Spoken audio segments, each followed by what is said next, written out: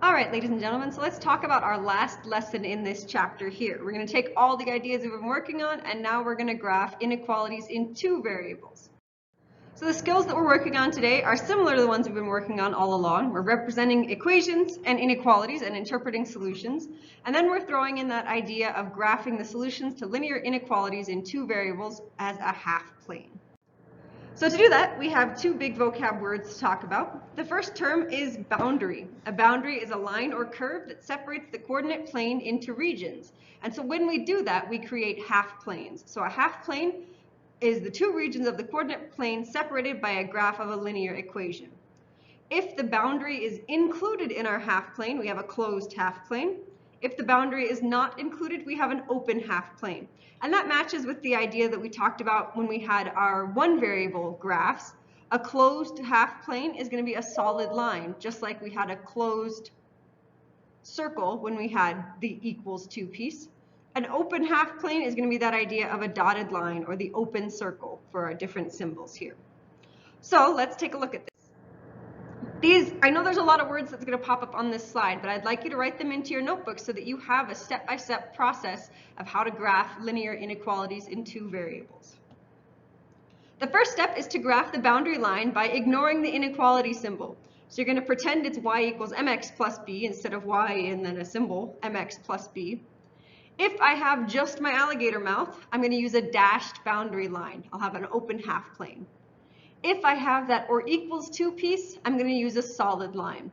So as you're writing these in your notes, you can shorten the words so that you know the meaning of them, but I still want you to have each step written. So once I've graphed the boundary line, then I need to choose a test point that is not on my boundary line. And I'm going to give you a hint here. If possible, use the origin. Plugging in 0, 0 makes it easy to determine. But if your boundary line goes through the origin, you can't use that point, and you'll have to choose something else. With your test point, you substitute the x and y values back into the original inequality. If the test point makes a true statement when substituted into the inequality, shade the side of the boundary line that contains the point. If it makes a false statement, you jump to the other side of the line to shade. And that matches with the same thing we did with our when we had our one variable inequalities on a number line. If the statement was true, we shaded the side that made the inequality true. If the statement was false, we jumped to the other side and shaded the side that would be true.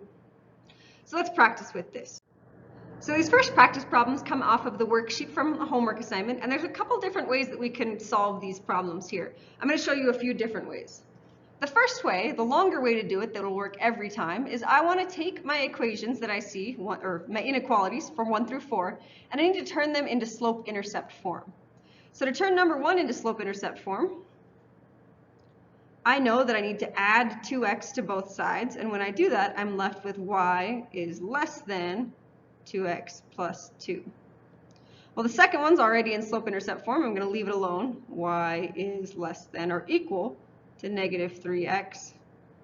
For number 3, to turn it into slope-intercept form, first thing I'm going to do is I'm going to add x to both sides. And then I know I need to divide by 2. So I'll be left with y is greater than or equal to 1/2 x plus 2. The last one, to get it into slope-intercept form, I need to take away x from both sides, and I get y is greater than negative 1x plus 1. So I need to figure out which inequality matches which graph. One way to do this would be to write the inequality for each of the graphs that I see. I can go through the process of identifying the intercept and the slope, finding it in slope-intercept form, and then using a test point to determine which side should be shaded. But an easier way, a good test-taking strategy here when I'm matching these, is to take a look at the ones that I have and then figure out that way. I can use process of elimination to figure out which one matches with which piece. For number 1, the first thing I notice is that it has just the alligator mouth. It doesn't have that or equals 2 piece. So I know right away number 1 can't match with A and it can't match with D because those two have solid lines. A solid line would tell me a closed boundary. So I'm going to throw those ones out. Well, now if I look at option B and option C, I see that B has a positive slope, C has a negative slope. Well, because my slope in number 1 is positive, I know that number 1 is going to have to be b. Let's cross those out, and we'll try the next one. Number 1 is going to be b because I see that it has a dashed boundary line and a positive slope and a positive y-intercept. For number 2, I see that closed boundary line. So now for this one, I know it's not b and I know it's not c. So I'm left with, let's go to green this time. I'm left with 2 options. And again, I can see that one has a positive slope and one has a negative slope. My inequality for number 3 has a negative slope, and I know that the y-intercept is going to be 0, and that matches with D. For number 3, same sort of thing. I've now narrowed it down to just 2 options. I know that it's going to be either A or C, and using that, I see that closed boundary, so using just that idea, it has to be either A or D. But again, closed boundary, positive slope, positive y-intercept, it's got to be A. That means by process of elimination, number 4 should be C, and let's check it to make sure. I should see with C, I need to have a dashed boundary line, I need to have a negative slope, and I need to have a positive y-intercept. On C, I see a dashed boundary line, I see a positive y-intercept, and I see a negative slope. So I can match my skills here. Well, now let's try going the other direction. Our next practice problem. So there's a couple problems with the video, so I'm trying to re-record the second half here. So let's look at this inequality. In the first example that I showed you, we were talking about matching inequalities to their graphs, but now we want to take an inequality and graph it on the coordinate grid. The first thing I need to do when I see this inequality here is I need to turn it into slope-intercept form. The easiest way that I know right now to graph is in slope-intercept form. So I'm going to take away 6x from both sides. Remember, in slope-intercept form, I'm working to have my y isolated. When I do that, I get 3y is greater than negative 6x plus 12. Divide both sides by 3, and I'm left with y is greater than a negative 2x plus 4. Remember, when we're doing division of multiple pieces here, it's the same thing. Dividing by 3 is the same thing as if I were multiplying that entire side of the equation by 1/3. So I distribute it to each piece in my expression. So now, I'm going to follow those steps that I wrote in my notes for today. The first thing I do is I'm going to graph this as if it had an equal sign between it. So I'm going to find my y-intercept of positive 4. 1, 2, 3, 4. I'm going to put a dot there. And my slope of negative 2 tells me that I go down 2 and over 1. And I'm going to do that again one more time just so I have good points to connect. Down 2 over 1. My line here is going to be a little messy when I connect the dots. But I want to think about what kind of line should I be drawing. Will it be a solid line or will it be a dashed line? Well, in this case here, my symbol doesn't have that or equals to piece, so my line is going to be a dashed line. I have an open boundary here. The next step is I need to choose a test point. I need to figure out which side I'm supposed to shade. And I'm going to choose a test point that is not on that boundary line. And I know that the easiest one to choose is always going to be 0, 0. So if my line doesn't go through the origin, I can choose that. I'm going to plug in 0, 0, which tells me 0 greater than negative 2 times 0 plus 4. And I want to determine if this is true or not. Well, I'm left with, this goes away because multiplied by 0 is 0. 0 is greater than 4. That is not a true statement, so I'm going to jump to the other side of my line, and I'm going to shade in the other half.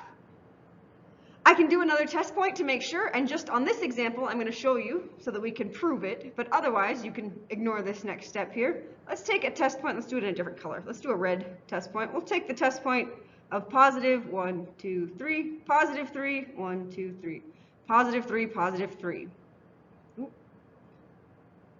3, 3. When I plug that into my inequality, I get 3 is greater than negative 2 times 3 plus 4. Well, 3 is greater than a negative 6 plus 4. 3 is greater than a negative 2. And that one's true. That's a true statement. So I should have shaded the side that makes a true statement, which matches what I did here. This one was a false statement. So I jumped to the other side to shade the side that would be true. And this is the same thing that we did when we had a number line. If we had a 0 in the middle and this was a true statement, we shaded this way. If this side was a true statement, we shaded this way. Same idea, we're just applying it to 2 variables now instead of 1 variable. The open circle on my line graph is the same thing as a dotted line on my coordinate grid. A solid line is equivalent to a solid dot. Let's try again with another practice problem. This time I have 22 is greater than or equal to 10x minus 8, and I want to solve the inequality by graphing.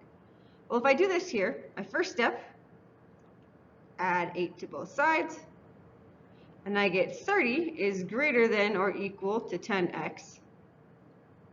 When I divide both sides by 10, I get 3 is greater than or equal to x. Now this one doesn't look like slope-intercept form, but I know from my skills from before, if I have x equals a number, I have a vertical line on my coordinate grid.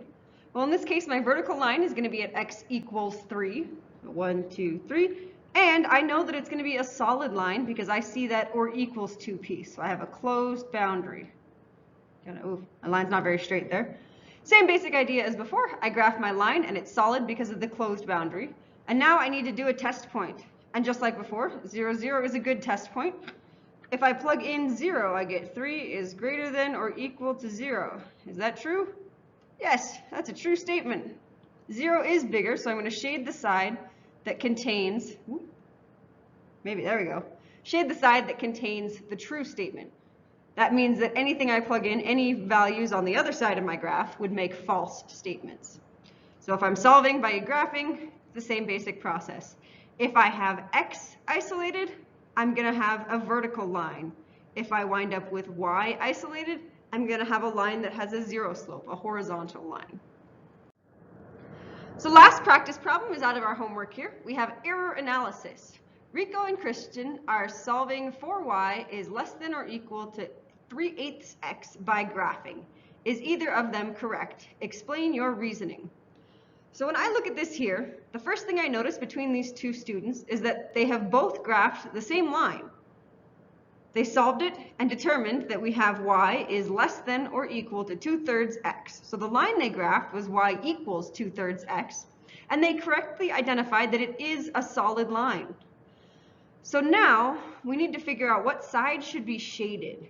Well, if I look at the test points here, Rico chose the test point of 1, 1. When they plugged in those values, they found out that it made a false statement, so they jumped to the other side of the line and shaded it. When I look at Kristen's work, she did the same process to find that y is less than or equal to 2/3 x, but her test point was 0, 0, and she found that it was true. Now, the problem here is her test point. Her test point that she chose is on the line. So right now, yes, 0 is less than or equal to 0 is a true statement, but that point is not on either side of the half plane. It's on the line. So Kristen needs to choose a point that's not on the line. Rico chose a point that was above the line and found it false, so he shaded below. Let's test it out and make sure that they were correct. We'll put in our line here, up 2 over 3, down to backwards 3. Something like this should be our line. And let's choose a test point in the negative range. We're going to choose one where x is 3 and y is, we'll go with -3. So we're going to choose x is -3. Oops, sorry, x is 3 is what we chose, and y is -3. Just to make sure that we agree with Rico's reasoning here. When I plug that in, my y value of -3, is that less than or equal to 2/3 of 3? Well, I know when I'm multiplying by those things that cancel, I get -3 is less than or equal to 2. Is that a true statement? Yes. So we should shade under our line here. In this case, Rico was correct. Kristen's biggest problem was her math was correct, but the point that she chose was on the line, so that does not work as a test point. For your homework tonight, you have that worksheet. If you were in class, you should have a physical copy of it. If you have not been in class, you can print it out from the worksheet and solve it. This one, I want you to upload the image. I want to see your work on this assignment here. So I'll post the key on probably sometime next week so that you can take a look at it. But I want to be able to see your work and make sure that you know what we're doing. This was our last lesson, and we're going to be taking a test right before winter break now. So make sure that you have all of this work done. You can continue to work on the Delta Math task. That one is due before winter break. And we'll get a test and we'll get it done. Thanks for all your hard work, guys.